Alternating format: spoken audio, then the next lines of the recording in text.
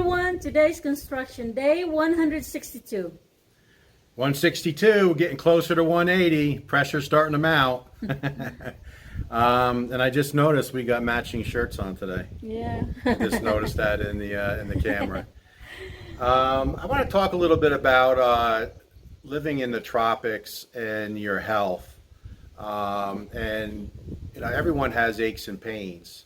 And I herniated a disc in my back in 1997. I always had back problems in that one spot, and I got to be careful. And several times a year, you do something and you kind of aggravate that old injury. And then the last few years, I'm 55 years old. I would say from 50 to 55 in the U.S., especially on days that I did a lot of walking, my hips and my knees and my ankles. So those three areas would bother me at night. So I'll tell you that when it comes to my legs, so my hips, my knees, and my ankles, 100% of the aches and pains are gone.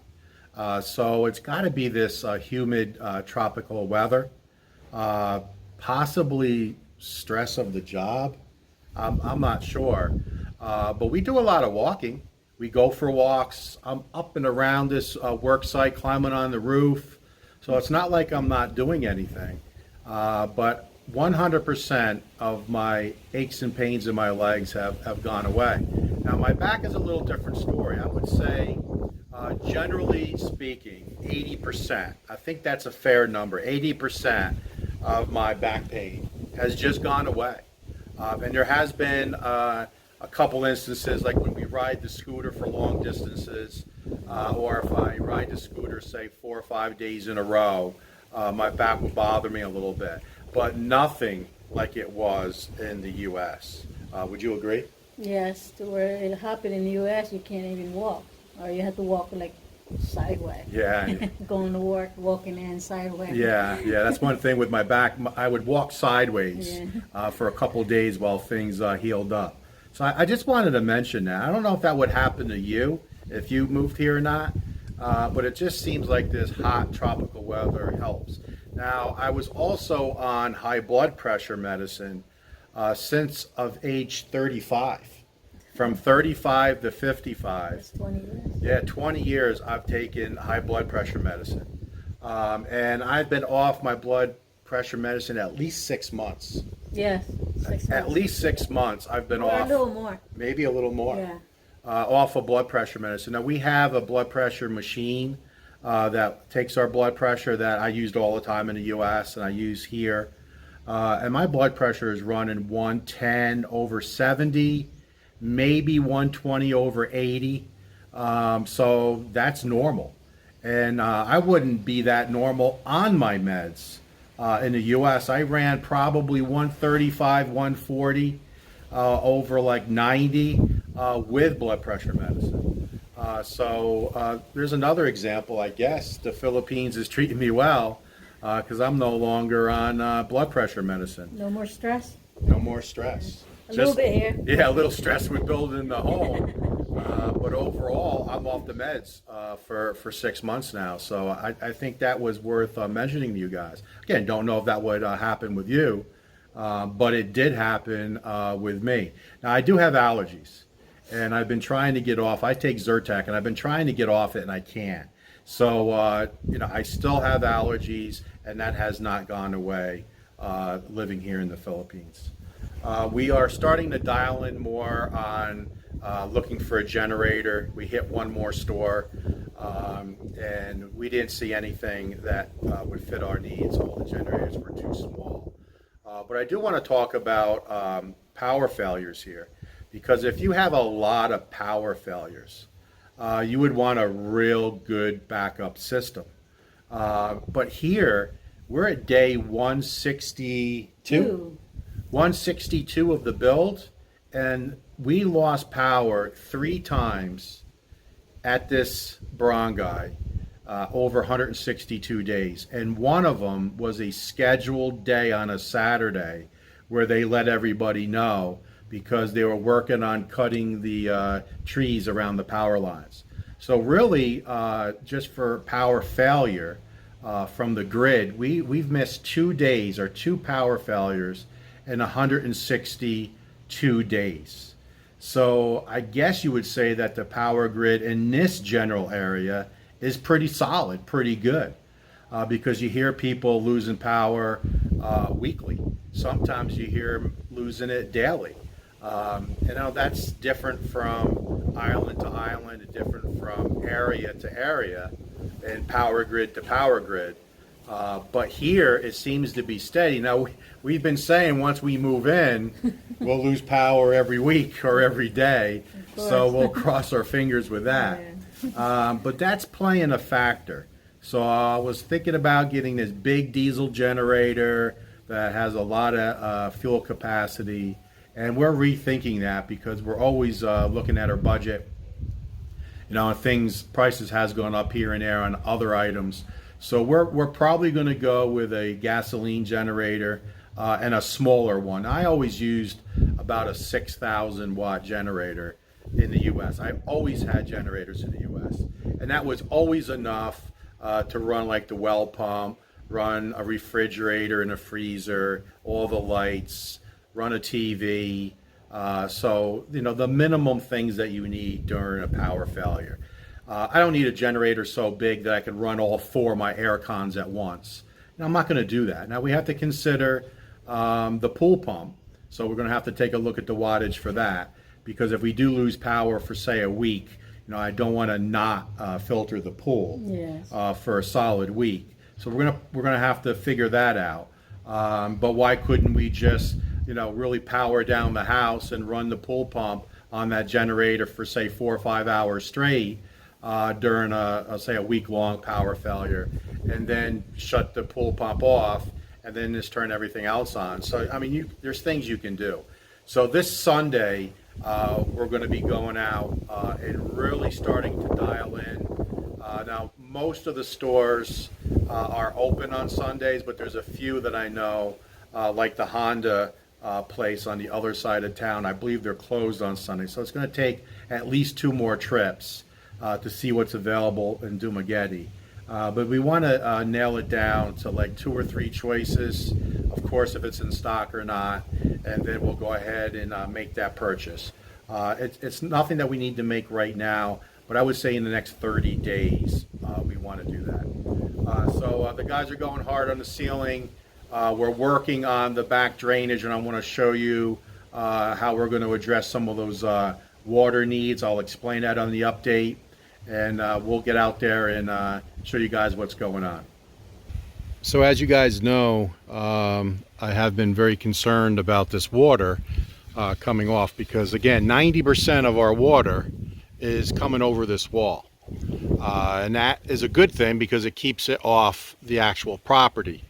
But this drain is very important, and that's why we built this wall 2 feet from the property line, so we could have proper concrete drainage that can handle a lot of water. But my concern is this water coming over and actually missing this and spilling over here, and that would defeat the purpose. So it's going to be hard for me to explain this until tomorrow's update. But the first thing we're going to do is Janelle's going to paint this. This was never done. So he's going to get a coat of black paint on this end purlin. So we mocked up 1 fascia. So this is what it's going to look like coming all the way across the back of the property. So as you can see how these ribs are, and again, it'll be better when I actually get a couple done. But you can see here, and then it goes up with a rib and goes across and goes up with a rib. So when it rains, which is just starting to sprinkle now, obviously the rain doesn't come over top of here. The rain channels here and channels here, right? That makes perfect sense. So the rain comes down in between the 2 ribs and comes over at the low spot. So the fascia that I just put up there has that reach with about a 1/2 inch lip. And we put rivets all the way down on these ribs here. So this is a 2-meter piece. So 1, 2, 3, 4, 5, 6, 7, I believe it's 7 rivets holding this fascia in place, the top part. And that goes up above this area here. So I'll try to zoom in.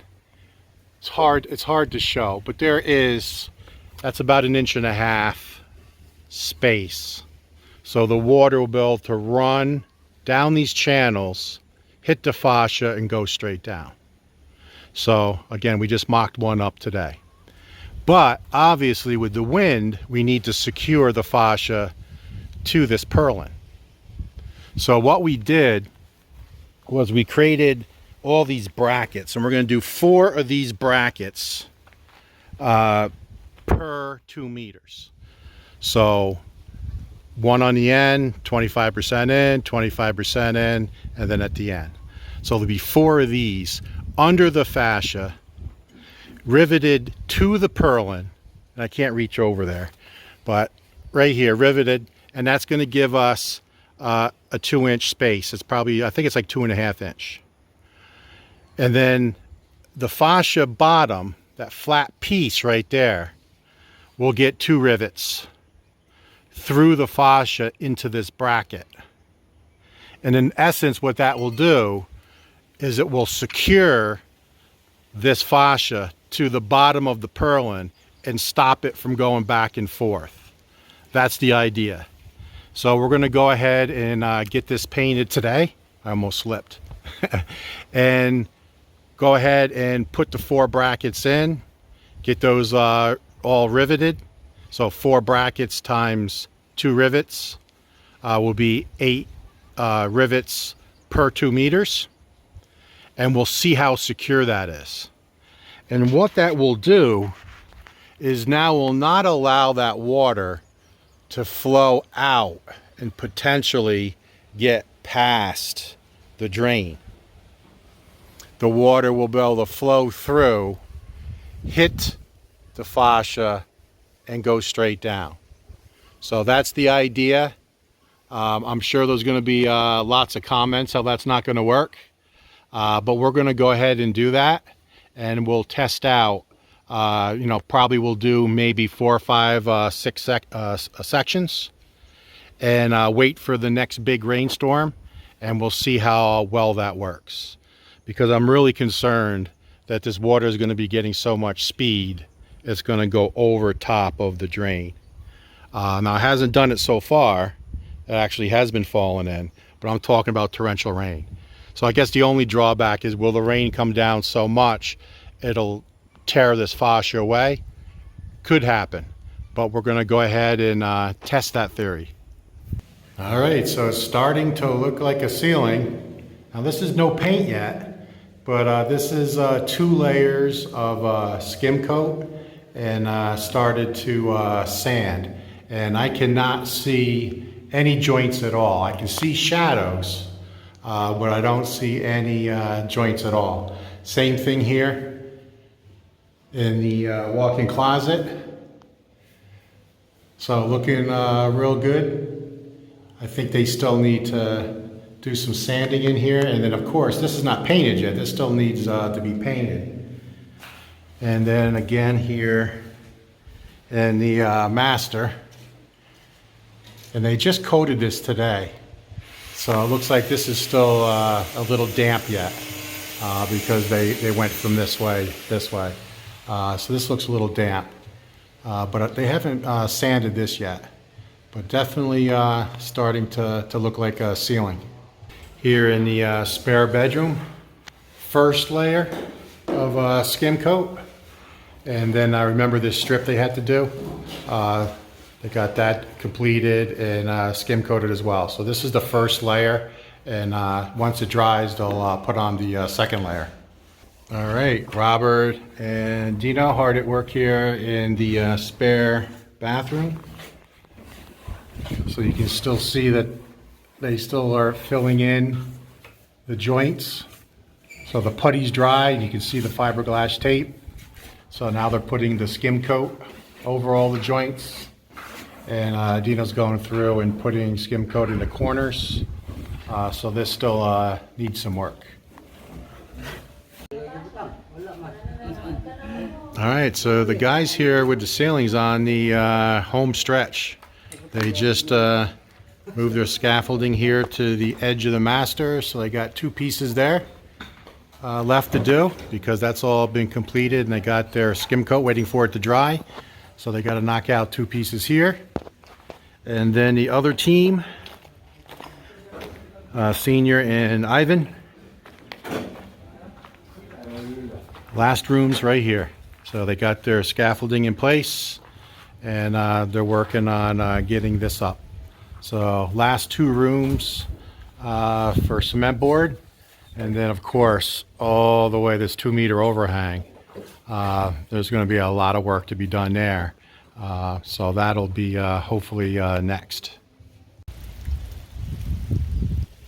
If you guys can remember, whenever Sandy would eat, you always seen her just gobble the food down, and she just swallow bones whole. Look at that chicken and rice that she's eating. So you can see how heavy she is. She lays down now when she eats, and look how slow she's eating. She used to just gobble the food up, swallow it whole, but not anymore. She's just sitting here, just taking her time, and she'll sit here for a half hour to eat that chicken and rice. So she's definitely living the good life.